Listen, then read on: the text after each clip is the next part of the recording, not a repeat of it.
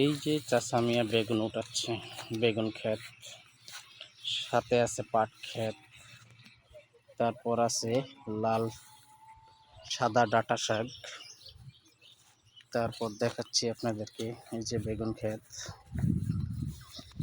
আপনাদেরকে বহুত কষ্ট করে এই ঠাডা পড়া রোদের ভেতরে ভিডিও করে দেখাচ্ছি। এই যে বেগুন, কত বেগুন হয়েছে এই দেখেন। এই যে এখানে কাঁচা মরিচ পেকে গেছে, এই যে পাকা পাকা মরিচ। এটা মরিচের ক্ষেত, বেগুনের ক্ষেত একসাথেই করছে। এই হলো ভেন্ডি, এই যে ভেন্ডির ফুল এরকম হয় দেখেন।